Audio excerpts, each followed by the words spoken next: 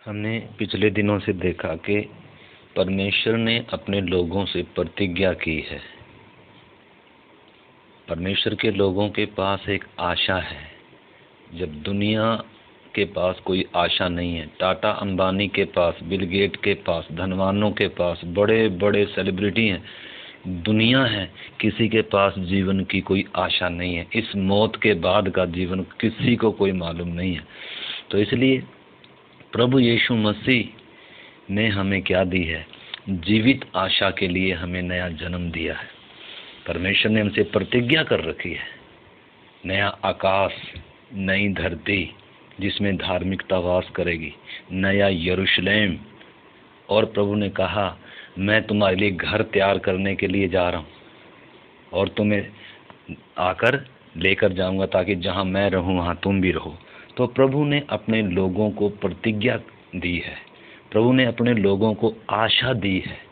पहली सदी के लोगों के पास ये आशा थी, इसलिए बड़ी कीमत देकर यीशु मसीह के पीछे आते थे, विश्वास में आते थे। जब वो विश्वास में आते थे, उस समय सम्राटों का समय था, राजाओं का समय था। उस समय उनकी घर संपत्ति छीन ली जाती थी, कितनी बड़ी कीमत उनको देनी पड़ती थी विश्वास में आने के कारण। तो भी भीड़ की भीड़ कहाँ आती थी? प्रेरितों के द्वारा जब प्रचार किया जाता था यीशु के जी उठने के बाद की घटनाएं हैं, तो जगत को उन्होंने क्या कर दिया? उल्टा पुल्टा कर दिया। तो जगत को सुसमाचार से भर दिया पूरी पृथ्वी में। तो हम देख सकते हैं पहली सदी के विश्वासियों के पास, प्रेरितों के पास, उन संतों के पास क्या थी? एक आशा थी। इसलिए जब समस्या आती थी, जब जब मुश्किलें आती थी, जब विरोध आता था, तो वो विरोध उनका कुछ क्या नहीं कर पाता था, कुछ भी उनको हानि नहीं कर पाता था। उनके पास एक आशा थी, एक अनंत जीवन की आशा थी। इसलिए मौत उनको झुका नहीं सकी, राजा सम्राट उनको झुका नहीं सके, जेलें उनको झुका नहीं सकी, आग की ज्वालाएं उनको झुका नहीं सकी, आरे से चीरे गए प्रकाश। उसमें पढ़ सकते हैं इब्रानियों की पत्री में, उन्होंने विश्वास के लिए कितनी कीमत दी। क्यों? क्योंकि उनके पास एक आशा थी। परंतु आज हम देखते हैं, आज भी वही आशा है हम सब के पास। प्रभु यीशु का दिन चोर की नहीं आएगा। प्रभु ने कहा, मैं तुम्हारे लिए घर तैयार करने जा रहा हूँ और तुम्हें लेने के लिए आऊँगा। तो हम देखते हैं आज यीशु मसीह के ऊपर वो विश्वास करते हैं जिनको संसार का धन दौलत चाहिए, जिनको शरीर की बातें चाहिए, जिनको भौतिक आशीष चाहिए। ज़्यादातर आज यीशु मसीह पर विश्वास करने वाले ऐसे भी हैं। परंतु हमने समझना है, पहली सदी की जो कलीसिया थी, उन्होंने कितनी बड़ी कीमत दी है इस विश्वास के लिए, इस सत्य के लिए, इस प्रभु के लिए। और उन्होंने मजबूरी से नहीं, हंसते हंसते अपने प्राणों को दे दिया, हंसते हंसते अपने जीवन को दे दिया, अपनी संपत्ति को लूटने दिया। और हम उसमें इब्रानियों की पत्री 11 अध्याय में पढ़ सकते हैं, और भी बहुत सारी वचन हैं। तो हम पिछले दिनों देख रहे थे कि प्रभु ने हमें क्या दी है? आशा दी है। यीशु ने हमें यूहन्ना 14 अध्याय में आशा दी है। और फिर हम देख रहे थे दूसरा पत्रस, हम 3 अध्याय का पढ़ेंगे, 9 वचन से हम पढ़ेंगे। दूसरा पत्रस और 3 अध्याय, और उसमें से हम पढ़ेंगे 9 वचन से हम पढ़ेंगे। लिखा है, प्रभु अपनी प्रतिज्ञा के विषय में देर नहीं करता, जैसी देर कुछ लोग समझते हैं, पर तुम्हारे विषय में धीरज धरता है और नहीं चाहता कि कोई भी नाश हो, वरन यह कि सबको मन फिराव का अवसर मिले। तो यहाँ लिखा है, प्रभु अपनी प्रतिज्ञा के विषय में देर नहीं कर रहा। जो उसने प्रतिज्ञा कर रखी, वो प्रतिज्ञा क्या होगी? पूरी होगी। परमेश्वर का झूठा ठहरना अनहोना है, हमने पिछले दिनों देखा। प्रतिज्ञा करने वाला सच्चा है। अब्राहम ने, सारा ने प्रतिज्ञा करने वाले को सच्चा जाना, और निर्बलता में भी वो विश्वास में बलवान निकले। निराशा में भी उन्होंने क्या रखी? आशा रखी। उनके पास एक आशा थी। परमेश्वर जब प्रतिज्ञा करता है, परमेश्वर जो वायदा करता है, वो सच्चा होता है। परमेश्वर के सारे वायदे, परमेश्वर की सारी प्रतिज्ञा हाँ के साथ आमीन में पूरी हुई। तो इसलिए हम पिछले दिनों से काफ़ी वचन हमने सीखा है।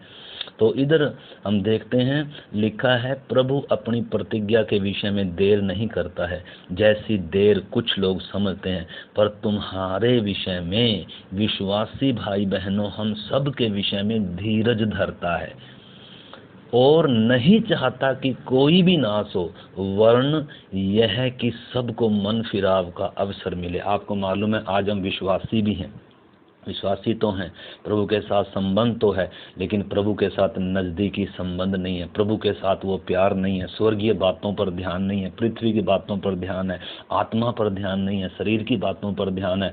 आज टिकटॉक का ज़माना है, आज इंटरनेट का ज़माना है, आज मोबाइल का ज़माना है, आज फैशन का ज़माना है, आज पाप को फैशन समझा जाता है।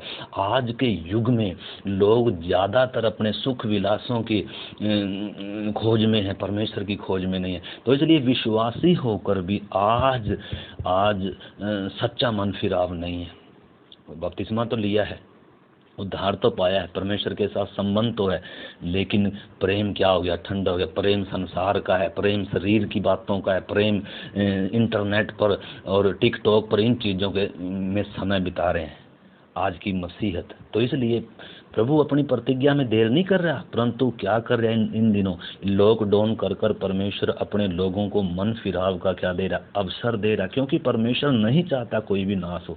परमेश्वर ने कीमत दिया है, परमेश्वर लोगों अब अपने लोगों से प्यार करता है और किसी को भी खोना नहीं चाहता है, इसलिए कीमत बहुत बड़ी दी गई है। इसलिए परमेश्वर को अपनी कीमत का मालूम है, हमें भले ही उद्धार की कीमत मालूम नहीं है, परमेश्वर को अपनी पुत्र की कीमत का मालूम है। तो इसलिए हमें इन लॉकडाउन के समय में भी, जब दुनिया में अब कल परसों भी कल की घटनाएं हैं, यूपी बिहार में सैकड़ों लोग मारे गए, बिजली गिरी, आकाशीय बिजली गिरी और कितने लोग घायल है, और ऐसे ही जगह जगह, जबकि ये कोरोना महामारी फैली हुई है देश में, और भी देश पर देश, राज्य पर राज्य और जाति पर जाति, मतलब क्या है दुनिया में देखो कितनी घटनाएं घट रही हैं। इस समय भूकंप की तीव्रता बढ़ती जा रही है, ऐसी ऐसी आपदाएं धरती पर, ऐसी ऐसी महामारियां, ऐसे ऐसे क्लेश, उधर से आतंकवाद है, उधर से देश एक दूसरे पर क्या है। तो हमने समझना है ये अंतिम दिनों की निशानियां हैं, और प्रभु क्या कर रहा है, अपने लोगों को मन फिराव का क्या दे रहा है, मौका। बहुत सारे सोचते हैं अभी प्रभु की आमद में देरी है, अभी सब कुछ ऐसा ही चलता रहेगा, लेकिन पतरस बता रहा है प्रभु अपनी प्रतिज्ञा के विषय में देर नहीं कर रहा, वो धीरज धर रहा है हमारे विषय में, ताकि हम क्या करें, मन फिराएं। अवसर दिया ये परमेश्वर ने, इसलिए लिखा है अवसर को बहुमूल्य समझो, दिन बुरे हैं।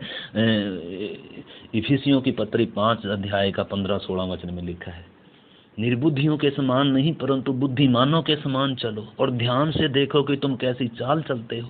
तो इधर हम देखते हैं मन फिराव का अवसर दे रहा है। अगर 10 वचन में हम पढ़ते हैं, लिखा है 3 का 10 में जब हम पढ़ते हैं, लिखा है परंतु प्रभु का दिन चोर के समान आ जाएगा, उस दिन आकाश बड़ी हड़हड़ाहट के शब्द से जाता रहेगा और तत्व बहुत ही तप्त होकर पिघल जाएंगे और पृथ्वी और उस पर के काम जल जाएंगे, जबकि ये सब वस्तुएं इसी रीति से पिघलने वाली हैं। तो तुम्हें पवित्र चाल चलन में, हम हर विश्वासी भाई बहनों को पवित्र चाल चलन में, जबकि धरती सब मिटने वाली है, सर ये जो नाशवान चीजें हैं, इनसे प्रभु हमारा चाहता है कि हम इनसे मन हटाएं, क्योंकि ये मिटने वाली चीजें हैं। इसलिए हमें क्या करना है, टिकटॉक छोड़कर, इंटरनेट से ज़्यादा ध्यान हटाकर हमें किन चीज़ों पर मन लगाना है, अपनी तैयारी पर मन फिराना है, उन चीज़ों से जो परमेश्वर की वचन के खिलाफ हैं, जो पवित्र आत्मा को के स्वभाव के, जो प्रभु के स्वभाव के विपरीत हैं वचन के। इसलिए इन दिनों हमें मन फिराना। और लिखा है तो तुम्हें पवित्र चाल चलन में और भक्ति में कैसे मनुष्य होना चाहिए, और परमेश्वर के उस दिन की बाट किस रीति से जोहना चाहिए, और उसके जल्द आने के लिए कैसा यत्न करना चाहिए, जिसके कारण आकाश आग से पिघल जाएंगे और आकाश के गण बहुत ही तप्त होकर गल जाएंगे, पर उसकी प्रतिज्ञा के अनुसार, उसकी, पतरस बता रहा है पर उसकी प्रतिज्ञा के अनुसार हम एक नए आकाश और नई पृथ्वी की आस देखते हैं। ये थी पहले सदी की कलीसिया के पास आशा। आज के विश्वासियों के पास, सेवकों के पास हम समझ सकते हैं क्या आस है। धरती की चीज़ों की आस है, धरती पर मन है, शरीर पर मन है, भौतिक बातों पर मन है, कार, बंगला, बिजनेस, व्यापार, नौकरी, इन चीज़ों पर मन है, प्लाट पर मन है, बैंक बैलेंस पर मन है, या आपका ध्यान स्वर्गीय बातों पर है। इधर लिखा है पृथ्वी, नया आकाश और नई पृथ्वी की आस देखते हैं जिसमें धार्मिकता वास करेगी। तो उसकी प्रतिज्ञा के अनुसार पहली सदी के विश्वासियों की ये आशा थी। कितनी बड़ी उन्होंने कीमत दी, अपना सब कुछ उन्होंने क्या कर दिया, हंसते हंसते कुर्बान कर दिया, अपना प्राण दे दिया, अपना लहू दे दिया, अपनों को भी उन्होंने क्या कर दिया, मरने दिया। राजा सम्राटों का उस समय होता था, कितने क्रूर होते थे। आज तो इतना विरोध है भी नहीं है। उस समय पहली सदी की कलीसियाओं ने कितने विरोध का सामना किया, तो भी वो विश्वास में आते थे और यीशु के लिए हंसते हंसते अपना प्राण देते थे। अगर आज तो ऐसी घटना होगी तो बहुत सारे विश्वासी बैकस्लाइड ही हो जाएंगे, क्योंकि उनकी कोई बुनियाद नहीं है। वो सिर्फ आशीष और भौतिक वस्तुओं के लिए आए, या जिनको उद्धार मिला है उनको भी, उनका ध्यान भी किधर लगाया गया है, पृथ्वी की बातों पर लगा दिया गया। शैतान बड़ी चतुराई से क्या कर दिया, विश्वासियों का ध्यान किधर लगा दिया, पृथ्वी की वस्तुओं पर लगा दिया, धन पर, नौकरी पर, बिजनेस पर, व्यापार पर, इंटरनेट पर, टिकटॉक पर, फेसबुक पर, इन चीज़ों पर लगा दिया।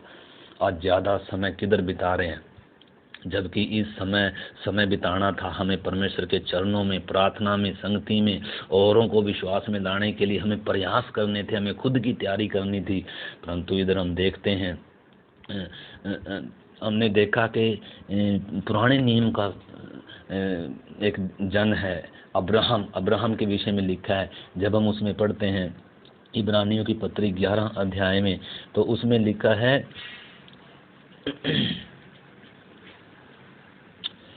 विश्वास ही से 11:9 विश्वास ही से उसने प्रतिज्ञा किए हुए देश में, उस समय प्रतिज्ञा कनान देश की थी, नए आकाश की प्रतिज्ञा नहीं थी अब्राहम को, इजरायलियों को स्वर्गीय आशीष की प्रतिज्ञा नहीं थी। उनको, उनके लिए मिरास धरती का एक देश था, एक कनान देश प्रतिज्ञा देश थी, उनकी मिरास धरती का धन दौलत था पुराने नियम में आशीष। परंतु नए नियम में आशीष धरती की नहीं है।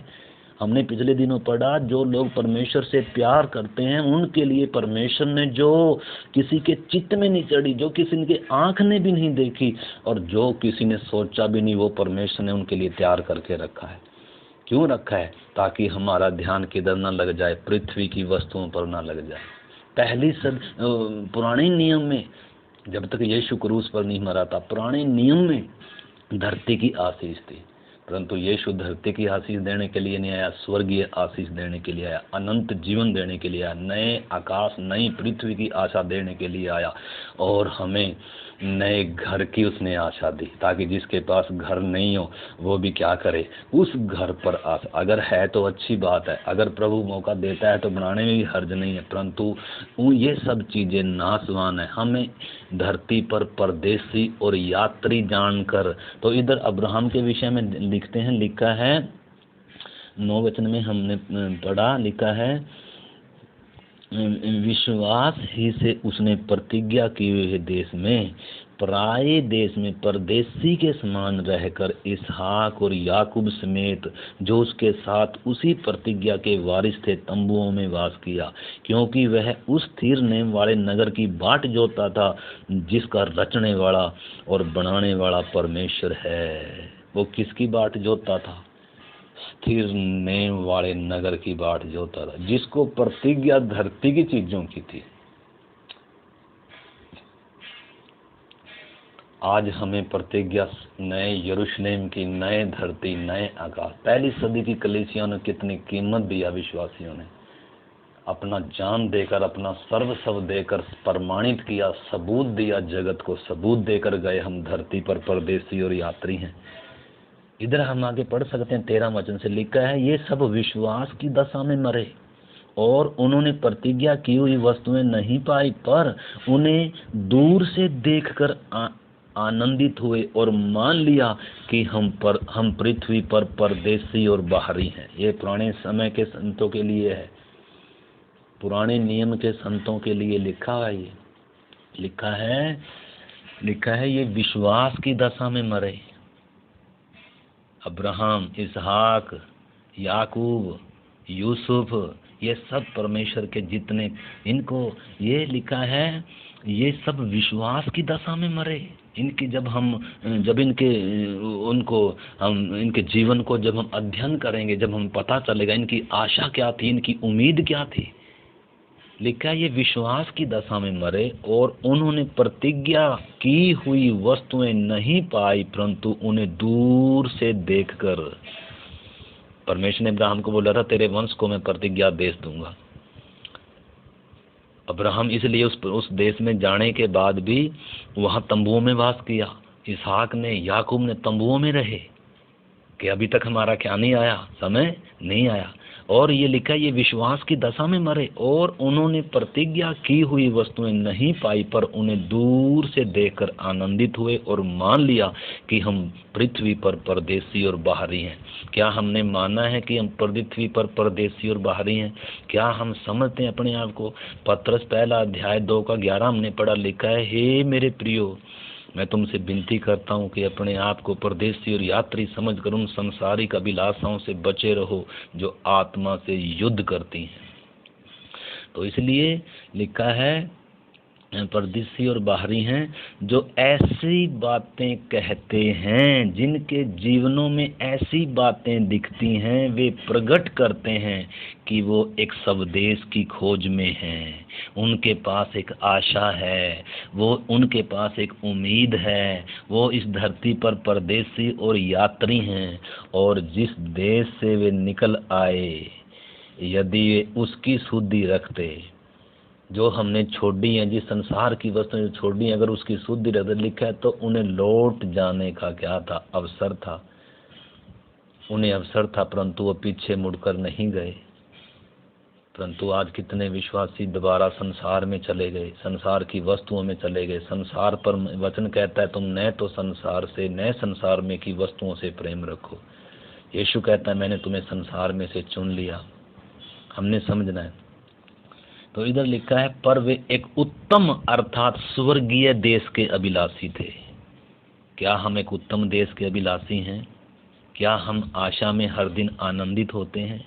लिखा है वे उत्तम देश अर्थात एक स्वर्गीय देश के अभिलाषी थे, इसीलिए परमेश्वर उनका परमेश्वर कहलाने से नहीं लजाता, क्योंकि उसने उनके लिए एक नगर तैयार किया है। परमेश्वर ने अपने लोगों के लिए एक नगर तैयार किया है और परमेश्वर ऐसे लोगों का परमेश्वर कहलाने से लज्जाता नहीं है जो उस नगर की, जो उस मसीह की, जो उस प्रभु की, जो उसकी प्रतिज्ञा के अनुसार क्या कर रहे हैं, बाट जो रहे हैं, आशा देख रहे हैं।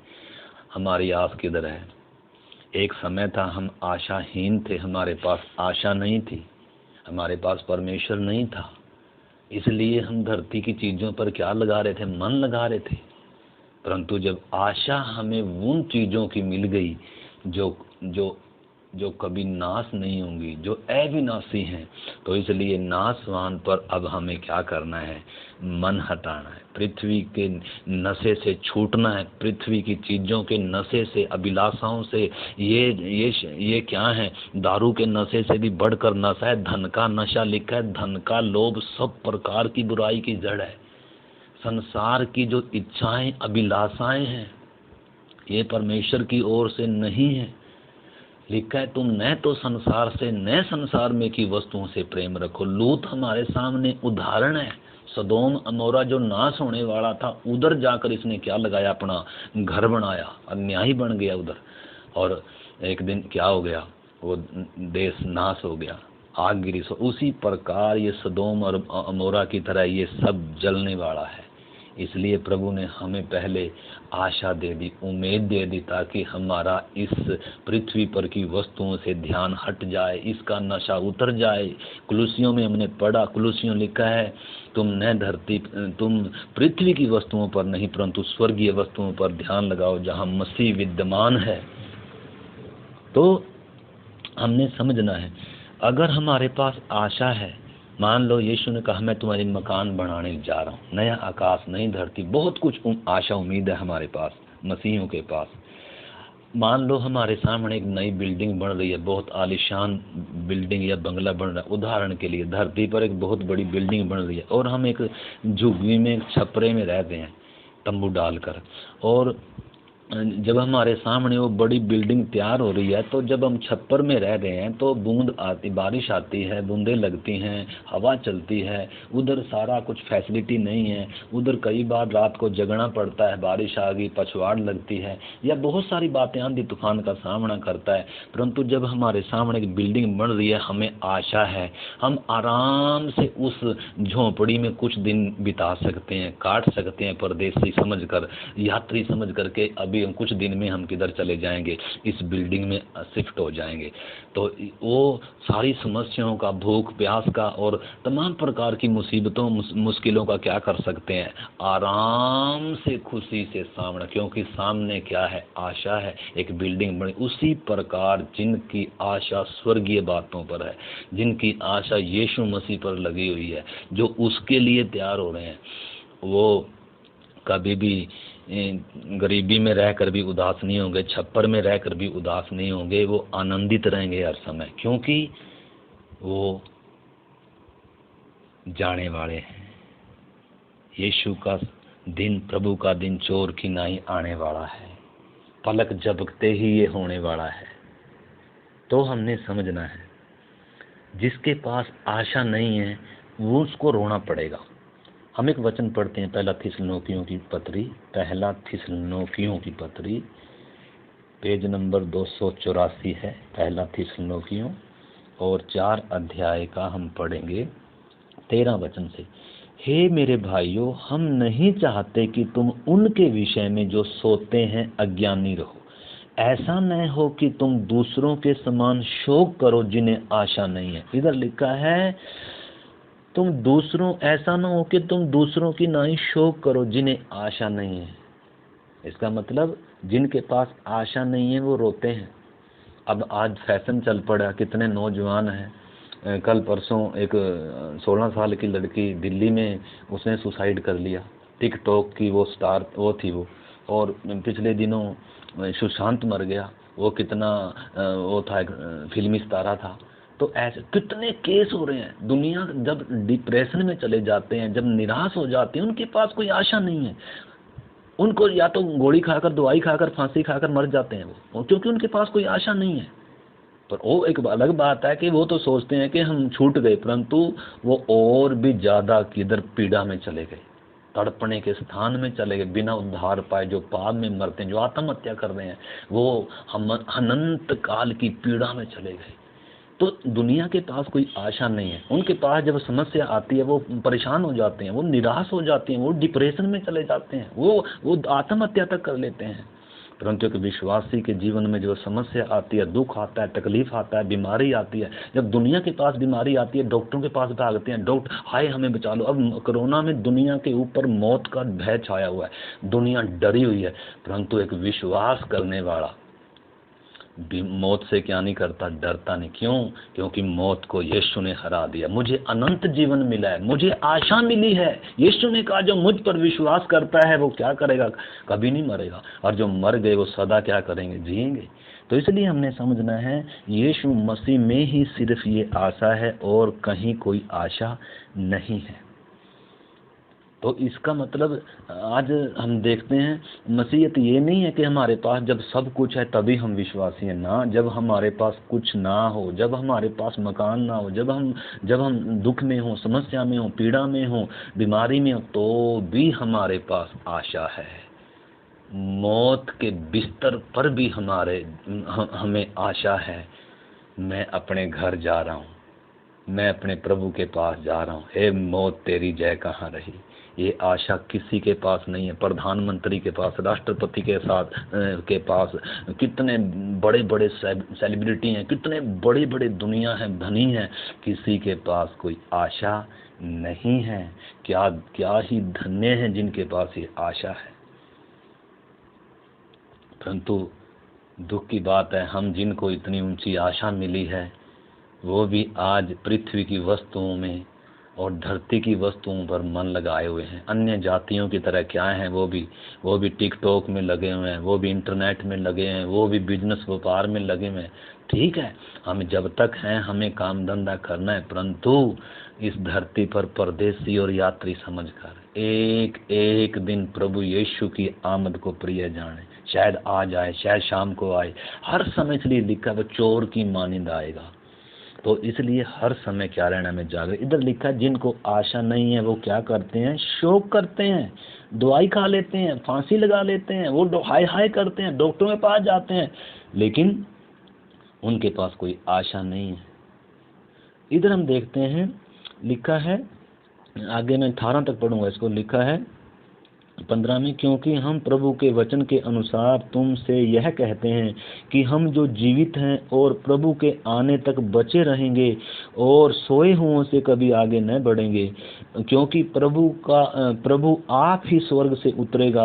उस समय ललकार और प्रधान दूत का शब्द सुनाई देगा और परमेश्वर की तुरी फूंकी जाएगी और जो मसीह में मरे हैं वे पहले जी उठेंगे। तब हम जो जीवित हैं और बचे रहेंगे उनके साथ बादलों पर उठा लिए जाएंगे ताकि हवा में प्रभु से मिलें, और इस रीति से हम सदा प्रभु के साथ रहेंगे। इस प्रकार इन बातों से एक दूसरे को शांति दिया करो। ये है हमारी आशा। जब हम आपस में मिलते हैं मारानाथा बोलते हैं। मारानाथा का मतलब हमारा प्रभु जल्दी आ रहा है, हमारा प्रभु जल्दी आ रहा है। हमारे कष्ट, दुख, तकलीफ, समस्याएं खत्म होने का समय आ गया। सदा का मुकुट सिरों पर होगा, सदा का आनंद होगा। हम अपने प्रभु के साथ रहेंगे। नया आकाश, नई धरती, जहां मौत नहीं होगी, कोरोना नहीं होगा, बीमारियां नहीं होगी, समस्याएं नहीं होगी। इस धरती पर तो अभी आने वाले दिनों में बहुत समस्या होने जा रही है। सूरज की तपन बहुत हो जाएगी। अब भूकंप की तीव्रता बढ़ती जा रही है हर दिन, महामारियां और बढ़ेंगी, बहुत कुछ होने जा रहा है। इस धरती का अंत निकट है, परंतु हम एक नई धरती, नए आकाश की क्या देखते हैं, आस देखते हैं, जिसमें धार्मिकता वास करेगी। नया यरूशलेम उतर कर आएगा और प्रभु अपने लोगों के साथ परमेश्वर क्या करेगा, परमेश्वर का डेरा मनुष्यों के बीच में होगा। ये है आशा, ये है उम्मीद। तो इसलिए हमने आशा में हर दिन क्या होना है, आनंदित होना है। ठीक है, अभी एक इधर विषय हम देखेंगे, इस बात से हटकर ये हमने सीख लिया है, आगे भी हम प्रभु की मर्जी है तो इसमें कुछ बातें सीखेंगे। अभी हम देखेंगे यीशु मसीह के आमद के पहलू के बारे में देखेंगे। यीशु मसीह अभी गुप्त आमद होगी यीशु मसीह की बादलों पर। वो उसको दुनिया नहीं देखेगी, परंतु जो विश्वासी हैं, जिनको आशा है, जो उठाए जाने वाले हैं, वो यीशु मसीह से बादलों पर क्या होंगे, मिलेंगे। परंतु दुनिया यीशु मसीह को क्या नहीं करेगी, देखेगी नहीं। यीशु की आमद चोर की ना ही होगी। दो आमद है यीशु मसीह की, एक अभी गुप्त आमद है चोर की मानिंद। वो कलीसिया को, संतों को लेने के लिए आएगा, गुप्त आमद बोलते हैं उसको।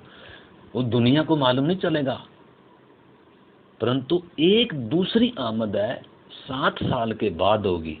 यीशु मसीह के गुप्त आगमन के बाद, कलीसिया उठाए जाने के बाद 7 साल धरती पर महाक्लेश होगा। बहुत महामारियां और बहुत कुछ होगा धरती पर। एंटी क्राइस्ट का राज्य होगा, मसीह विरोधी का।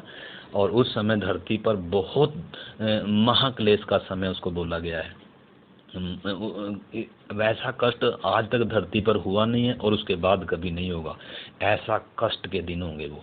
तो इधर हम देखते हैं यीशु मसीह कि जैसे अभी गुप्त आमद होगी, उसके बाद 7 साल के बाद फिर प्रगट में आएगा, देखते देखते आएगा, वो इजराइल के लिए आएगा, अभी कलीसिया के लिए आ रहा है।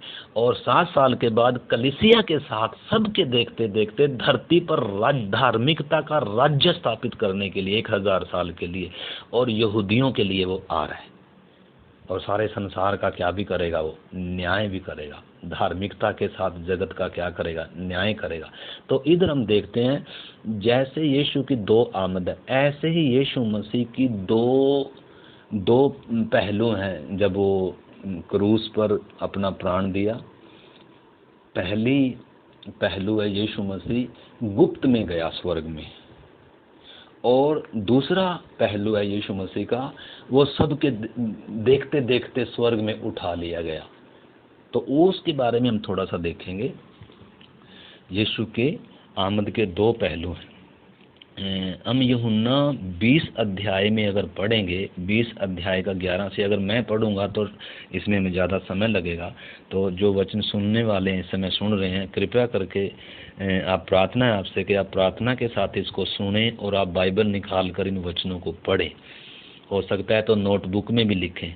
यूहन्ना 20 अध्याय का 11 से लेकर 17 तक जब हम पढ़ते हैं, उसमें यीशु मसीह को जब कब्र में रखा हुआ था, मरियम उस दिन सुबह जब तीसरा दिन था, जब यीशु जिस दिन मुर्दों में से जी उठा, तो मरियम सुबह ही इत्र लेकर, मरियम और कुछ और स्त्रियां तो कब्र पर पहुंची, और कब्र पर पहुंची तो कब्र खुली हुई देखी, और यीशु मुर्दों में से जी उठा था। तो ये उस समय मरियम ने यीशु को देखा, पहचाना नहीं। उसने माली समझकर बोला, हे माली, हे प्रभु, अगर तुमने अगर उस लाश को क्या कर लिया, उठा लिया, इधर उधर कर दिया, तो मुझे बताओ, मैं उसे ले जाऊंगी। उधर हम देखते हैं प्रभु ने जब उसको कहा ना, हे मरियम, तो यीशु को मरियम ने क्या कर लिया, पहचान लिया, और पाँव की तरफ दौड़ी, और पाँव छूने के लिए, पाँव में गिरने के लिए। क्योंकि मरियम का हम जहाँ भी देखते हैं, 3-4 जगह मरियम का जिक्र है, जहाँ जहाँ भी यीशु के साथ उसकी मुलाकात हुई, तो वो पाँव पर गिर, एक जगह पाँव पर बैठकर वचन सुनती थी, एक जगह पाँव पर गिरकर उसको दंडवत किया, एक जगह पाँव पर इत्र मला और बालों से पहुँचा। और इधर भी वो पाँव में पड़ने के लिए जब यीशु मसीह की तरफ गई, तो यीशु ने कहा, अभी मुझे मत छू, क्योंकि मैं अभी पिता के पास ऊपर नहीं गया। तो इधर हम देखते हैं ये यीशु मसीह अब इधर जितने भी संत लोग थे पुराने नियम के, आदम से लेकर जितने भी मरे हुए थे, जितने भी धर्मी पुरुष या विश्वास थे, जो व्यवस्था के अनुसार के युग के लोग जो चले थे, वो भी सब जमीन के नीचे ही एक जगह थी जिसको आराम की जगह बोलते हैं, नींद की जगह बोलते हैं, फिरतौज की जगह बोलते हैं, या उसको अब्राहम की गोद भी बोलते हैं।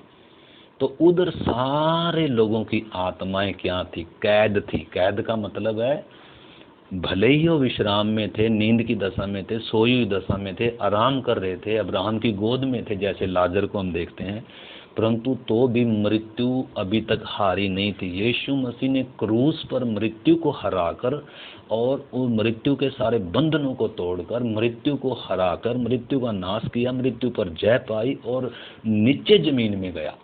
हमने समझना है, यीशु मसीह जब कब्र में शरीर रखा हुआ था, जब यीशु मसीह का शरीर जब क्रूस पर लटका हुआ था और 3 घंटे का जो अंधेरा था, उस समय यीशु मसीह निचली जगह में गया, मौत के दूत उसको उधर लेकर गए।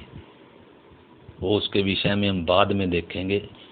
तो यीशु मसीह 2 जगह गया नीचे भी, एक तड़पने का स्थान था, एक जहाँ धर्मियों के आराम करने की जगह है। तड़पने के स्थान में जहाँ धनवान तड़प रहा था, और विश्राम की जगह जहाँ अब्राहम की गोद थी, जहाँ लाजर आराम से था। तो उस घटना को देखेंगे हम, लूका 16 अध्याय में लिखा है नीचे की घटना क्या थी। तो यीशु मसीह नीचे भी, जमीन के अंदर भी 2 बार गया, 2 जगह गया, और ऊपर भी दो बार गया, एक गुप्त में गया, एक देखते देखते गया। तो उस चीज़ को हम देख रहे हैं। उसी प्रकार यीशु मसीह गुप्त में आएगा एक बार, और फिर किस में आएगा, सबके देखते देखते प्रगट में आएगा। तो इन पहलुओं को भी हमने समझना है। तो यीशु मसीह मरियम को बोला कि मुझे नहीं छूना, और इसके 8 दिन के बाद अगर हम 20 अध्याय का 26 वचन पढ़ेंगे, यूहन्ना 20 अध्याय का 26 वचन जब हम पढ़ते हैं तो उसमें लिखा है 8 दिन के बाद उसके चेले फिर घर के भीतर थे और थोमा उनके साथ था और द्वार बंद थे। तब यीशु आकर उनके बीच में खड़ा हो गया। तो 8 दिन के बाद यीशु मसीह चेलों पर प्रकट हो रहा है, या 8 दिन के बाद लिखा है यीशु मसीह। तो ये 8 दिन का जो गैप है ना, इसके विषय में हम देखेंगे। यानी कि यीशु मसीह के कब्र में रखे जाने से 8 दिन का जो बीच का जो समय था, इसके विषय में हम देखेंगे कि ये जो समय था, इसमें यीशु कहाँ गया। सबसे पहले हम देखेंगे कि यीशु मसीह निचली जगहों में गया।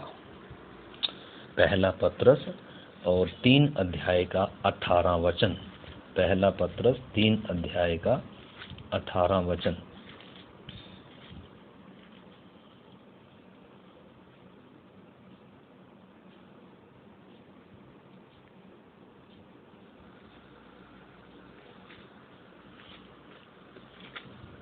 पहला पत्रस 3 अध्याय का 18 वचन। 1 मिनट, इधर लिखा है, इसलिए कि मसीह ने भी, अर्थात अधर्मियों के लिए धर्मी ने, अधर्मियों के लिए धर्मी ने, आपने समझना, अधर्मियों के लिए धर्मी ने माने सारे अधर्मियों के लिए धर्मी यीशु ने पापों के कारण एक बार दुख उठाया, ताकि हमें परमेश्वर के पास ले आए, ताकि हमें परमेश्वर के पास पहुंचाए।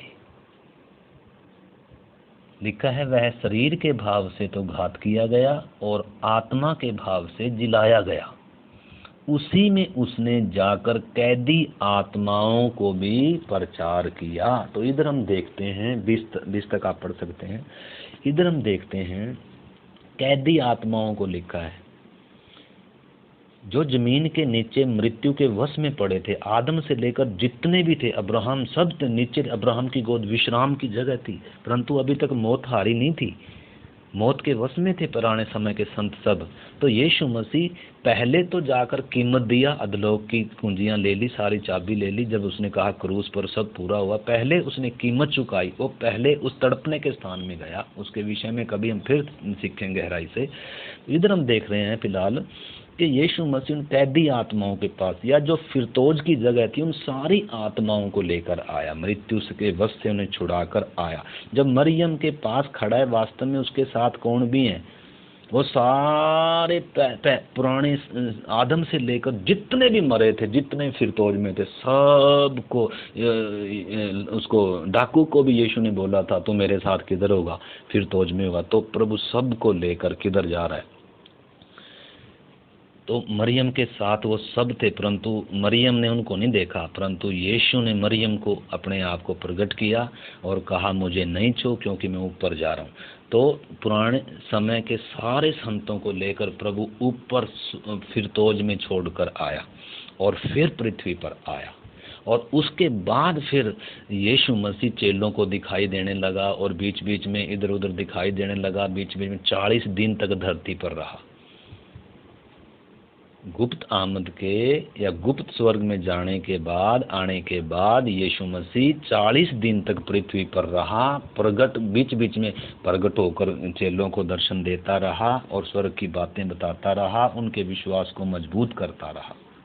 हम पढ़ सकते हैं 20 का 26 से जब हम पढ़ते हैं, थोमा कह रहा था, मैं तो जब तक देख नहीं लूँगा तब तक विश्वास नहीं करूँगा। तो यीशु मसीह आया जब थोमा भी चेलों के बीच में था, तो यीशु मसीह कहता है तुम्हें शांति मिले। और थोमा को कहा, है थोमा, आ अपनी उंगल ला और मेरे हथेली में डाल और अपना मेरे पांजर में डाल। और कह रहा तू विश्वास अविश्वासी नहीं परंतु विश्वासी हो। तब थोमा टूट गया, गिर गया पाँव में, हे प्रभु हे मेरे परमेश्वर कर कर मान लिया, विश्वास किया।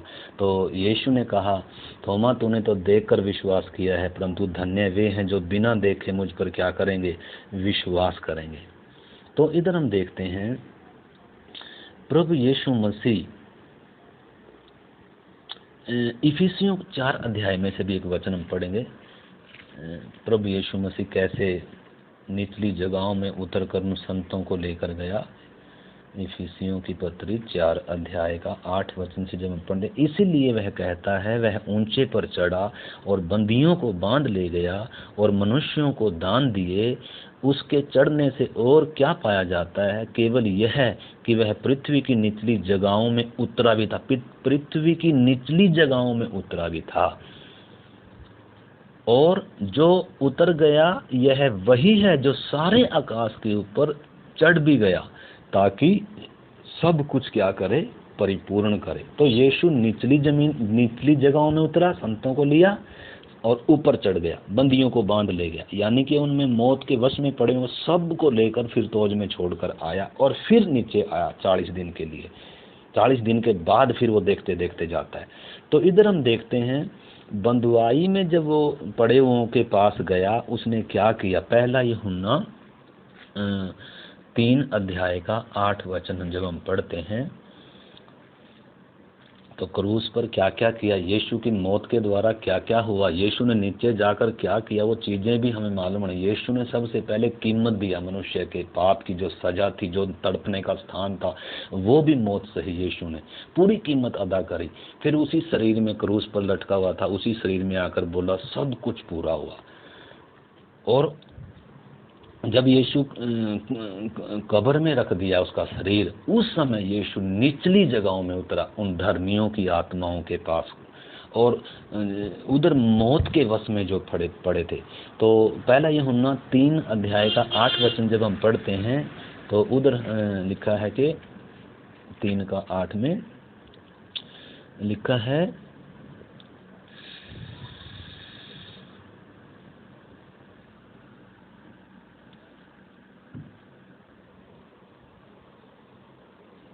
वचन, हे बालको, हाँ, जो कोई पाप करता है वह शैतान की ओर से है, क्योंकि शैतान आरंभ ही से पाप करता आया है।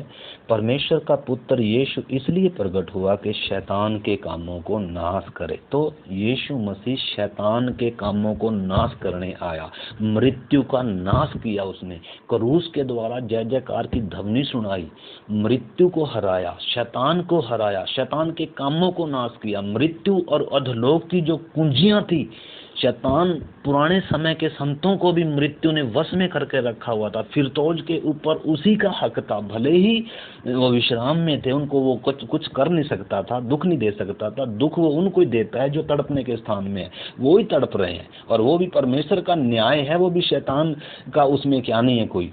परंतु इधर देखते हैं अधलोक, ये जो विश्राम का फिरतौज की जगह थी, आराम करने की जगह थी, ये भी किसके वश में थी, शैतान और मौत के वश में थी। हालांकि वो उनको वो आराम के जगह में थे, उनको वो सता नहीं रहा था, परंतु फिर भी उसके वश में थे, मौत के वश में थे, क्योंकि अभी तक मौत को हराया नहीं गया था किसी ने भी। परंतु यीशु ने मौत को हराया, शैतान के सिर को कुचला, मृत्यु और अधोलोक की कुंजियां ले ली। प्रकाशित वाक्य 1 अध्याय का जब हम 18 वचन पढ़ते हैं, यीशु मसीह क्या कहता है। यीशु मसीह कहता है 1:18 में लिखा है, मैं मर गया था, अब देख मैं युगान युग जीवता हूँ, और मृत्यु और अधोलोक की कुंजियां मेरे ही पास हैं। यूहन्ना को दर्शन दे रहा है, मृत्यु और अधोलोक की कुंजियां मेरे पास हैं। तो प्रभु यीशु मसीह ने मृत्यु और अधोलोक की कुंजियां ले ली, शैतान के कामों को नाश किया। इब्रानियों में पढ़ते हैं उसने मृत्यु को नाश किया, उसने शैतान को निकम्मा कर दिया, ताकि मौत के भय में जितने पड़े हुए थे, शैतान मौत के भय में डालकर रखा हुआ था दुनिया को, तो यीशु मसीह ने मौत के भय से क्या कर दिया, आज़ाद कर दिया, शैतान के सिर को कुचल दिया, शैतान के कामों को नाश कर दिया, मृत्यु की कुंजियाँ, अधोलोक की कुंजियाँ ले ली। इसलिए यीशु ने कहा मैं अपनी कलीसिया बनाऊंगा, अधोलोक के फाटक उसके ऊपर प्रबल नहीं होंगे। तो इसलिए हम देखते हैं प्रभु यीशु मसीह निचली जगहों में उतरकर संतों को साथ लेकर और उधर ऊपर छोड़कर और फिर आया वो, और उसके बाद वो 40 दिन तक धरती पर रहा। तो हम उसको इब्रानी इसमें यूहन्ना 20 अध्याय पूरा पढ़ सकते हैं। और मत्ती अभी आखिरी वचन हम पढ़ेंगे, मत्ती 27 में से कुछ वचन पढ़कर हम प्रार्थना करेंगे। मत्ती 27 अध्याय हम निकालेंगे। मत्ती लोगों ने, यहूदी समाज ने और रोमी सरकार ने और उन्होंने सब ने यीशु मसीह को क्रूस पर चढ़ाया, और यीशु ने अपना प्राण त्याग दिया और उसको फिर कब्र में रखा गया। और दुनिया ने सोचा, मनुष्यों ने सोचा, रोमी सरकार ने सोचा, यहूदियों ने सोचा कि यीशु मसीह को हमने क्या कर दिया, क्रूस पर उसको क्या कर दिया, ख़त्म कर दिया, और कब्र में क्या हो गया, वो दफन हो गया और उसकी कहानी क्या होगी, ख़त्म। अगर इतना ही था, अगर वो भी दफन हो गया, अगर वो भी ना जी उठे, तो फिर तो वो भी हमारी तरह इंसान हुआ। परंतु अगर यीशु मसीह जी उठा है तो उसमें कुछ दम है। तो वो चीज़ को हम पढ़ते हैं 27 का, हम पढ़ते हैं 57 आयत से हम पढ़ेंगे, 57 से। यीशु का कब्र में गाड़ा जाना। जब सांझ हुई तो यूसुफ नामक अरमतिया नाम का एक धनी मनुष्य आया, जो आप ही यीशु का चेला था, आया। उसने पिलातुस के पास जाकर यीशु का शव मांगा। इस पर पिलातुस ने देने की आज्ञा दी। यूसुफ ने शव को लिया, उसे उज्जवल चादर में लपेटा और उसे अपनी नई कब्र में रखा, जो उसने चट्टान में खुदवाई थी, और कब्र के द्वार पर बड़ा पत्थर लुढ़काकर चला गया। मरियम मगदलिनी और दूसरी मरियम वहां कब्र के सामने बैठी हुई थी। दूसरे दिन जो तैयारी का दिन था, लिखा है तैयारी के दिन के बाद का दिन था, प्रधान याजकों और फरीसियों ने पिलातुस के पास इकट्ठे होकर कहा, हे महाराज, हमें स्मरण है कि उस भरमाने वाले ने जब वह जीवित था कहा था कि मैं 3 दिन के बाद जी उठूंगा। देखो, जब यीशु मसीह का जी उठने का एक दिन पहले की बात है ये। यीशु मसीह जिस दिन दफनाया गया उसके एक दिन बाद और जी उठने के एक दिन पहले की बात है, जब यीशु मसीह कब्र में शरीर उसका दफनाया गया, रखा गया है, और कब्र में रखा हुआ भारी पत्थर उसके सामने रखा गया है। तब ये सारे फरीसी, सदूकी, याजक लोग मिलकर पिलातुस के पास, रोमी सम्राट के पास गए और उसके क्या कहते हैं, हे महाराज, हमें स्मरण है कि उस भरमाने वाले ने जब वह जीवित था कहा था कि मैं तीसरे दिन जी उठूंगा। अतः आज्ञा दे कि तीसरे दिन तक कब्र की रखवाली की जाए, ऐसा न हो कि उसके चेले उसे चुरा लें कब्र में से और लोगों से कहने लगे कि वह मरे हुओं में से जी उठा है। तब पिछला धोखा पहले से भी बुरा होगा। पिलातुस ने उनसे कहा, तुम्हारे पास पहरवे तो हैं, जाओ अपनी समझ के अनुसार रखवाली करो। अतः वे पहरवों को साथ लेकर गए और पत्थर पर मोहर लगाकर कब्र की रखवाली की। देखो, पहली घटना है किसी की कब्र पर पहरा लगा है और कब्र के ऊपर रोमी सम्राट की मोहर लगी, भारी पत्थर रखा हुआ है। किस लिए? कि इसने कहा था मैं जी उठूंगा। यीशु पहले ही कहता था कि मैं पापियों के हाथ पकड़ाया जाऊंगा, वो मुझे क्रूस पर चढ़ाएंगे और मैं कब्र में रखा जाऊंगा और तीसरे दिन मरे हुओं में से क्या हो जाऊंगा, मैं जी उठूंगा। तो इसलिए वो डरे हुए थे कहीं ऐसा ना हो सचमुच या कुछ चेले ही उसको चरा लें और कहने लगे भी वो तो जी उठा, कभी हमारे साथ पिछले धोखे से पहले और भी बढ़कर हो जाए। तो इसलिए कब्र पर मोहर लगाई गई, रोमी पहरों को बिठाया गया और रखवाली की गई कब्र की। हमने समझना है इधर,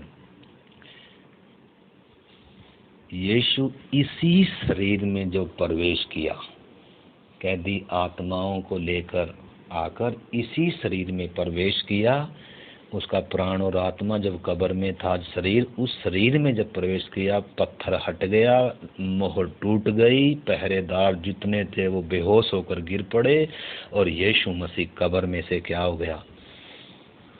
कब्र में से बाहर निकलकर आ गया। हालेलुया। मौत उसको अपने वश में रख नहीं सकी। तो ये यीशु मसीह ने कार्य किया जमीन के नीचे जाकर धर्मी आत्माओं के लिए। और इसके बाद हम देखते हैं यीशु मसीह स्वर्ग में जाने के बाद 40 दिन तक धरती पर रहा, और उसके बाद वो देखते देखते स्वर्ग में गया। तो वो हम बाद में देखें। तो इधर जो हम देखते हैं, दुनिया ने सोचा, यहूदी समाज ने सोचा, रोमी सम्राट या सैनिकों ने सोचा, हमने क्या कर दिया? दफन कर दिया। परंतु मौत उसको अपने वश में नहीं रख सकी, कब्र उसको अपने वश में नहीं रख सकी, कोई पहरेदार उसको रोक नहीं सके। यीशु मसीह ने अपने कहे अनुसार वो तीसरे दिन जी उठा। आज भी वो क्या है? जीवित है। यही है यीशु मसीह में खासियत। यीशु मसीह ही स्वर्ग के नीचे एकमात्र नाम है जिसके द्वारा मुक्ति मिलती है, जो पापियों के लिए मरा, जो अधर्मियों के लिए मरा। इसलिए यही सुसमाचार हमने पिछले दिनों भी कहा था, सीखा था कि सुसमाचार वास्तव में है क्या है। सुसमाचार हमने 15 अध्याय, पहला कुरिन्थियों 15 अध्याय का 3 में हमने पढ़ा था। पहला कुरिन्थियों 15 अध्याय का हमने 3 में पढ़ा था। मैं ये वचन पढ़कर प्रार्थना करूंगा। लिखा है, इस कारण मैंने सबसे पहले तुम्हें वही बात पहुंचा दी जो मुझे पहुंची थी। पवित्र शास्त्र के वचन के अनुसार यीशु मसीह हमारे पापों के लिए मर गया और गाड़ा गया, और पवित्र शास्त्र के वचन के अनुसार तीसरे दिन जी भी उठा। तो वचन जो उसने बोला था उसने पूरा किया। पहले से ही पवित्र शास्त्र में इसके विषय में लिखकर परमेश्वर ने दिया था। और यीशु मसीह अपनी प्रतिज्ञा के अनुसार क्या है? तो यीशु मसीह ने जो प्रतिज्ञा करी उसको क्या किया? पूरा किया। अभी यीशु मसीह ने हमसे प्रतिज्ञा कर रखी और अति शीघ्र वो अपनी प्रतिज्ञा को पूरा करने के लिए जा रहे हैं। तो इसलिए हमें इन्हीं दिनों अपनी तैयारी को पूरा करना है। हमारे विषय में धीरज धरता है, हमें मन फिराव का अवसर दे रहा है। ये लॉकडाउन का समय हमारी तैयारी का समय, हमारे शुद्धिकरण का दिन है। इसलिए कलीसिया इन दिनों तैयार हो रही है। आइए हम भी अपनी तैयारी को पूरा करें। आइए हम भी शुद्ध हो जाएं। आइए हम भी पृथ्वी की वस्तुओं से मन हटाएं। आइए हम भी संसारिक इच्छा विलासों के उस नशे से मुक्त होकर आइए हम भी हल्के हो जाएं। कहीं ऐसा ना हम भारी वजन हमारे पाँव पर इस संसार की रस्सियां बंधी हों और हमें स्वर्ग में उठने में क्या हो? दिक्कत हो। आइए इन्हीं दिनों बरूद भरें, प्रार्थना करें। जैसे रॉकेट जाने से पहले उसके अंदर ईंधन भरा जाता है, जैसे उसमें आग लगती है तो शू करके वो ऊपर जाता है बादलों को चीरते हुए। आइए इन्हीं दिनों हम अपनी तैयारी पूरा करें, ईंधन भरें, प्रार्थना करें, प्रभु के प्यार से भर जाएं, आशा में आनंदित हों। आइए प्रार्थना करते हैं। प्यारे प्रभु, धन्यवाद इस नई प्रभु जीवित आशा के लिए, प्रभु जो तूने अपने लोगों को दिया, नया आकाश, नई धरती और नया यरूशलेम और नए घर के लिए। प्रभु अति शीघ्र तू बादलों पर अपने लोगों, अपने संतों के लिए आएगा। प्रभु हम सब को इन दिनों शुद्ध और तैयार होने के लिए, जागृत रहने के लिए सहायता कर। प्रभु बहुत से लोगों को इन दिनों मन फिराव का तू अवसर दे रहा है, धन्यवाद हो। प्रभु अन्य जातियों को भी बहुतों को मन फिराने के लिए मौका दे। प्रभु पृथ्वी भर में तेरी इच्छा पूरी हो पिता।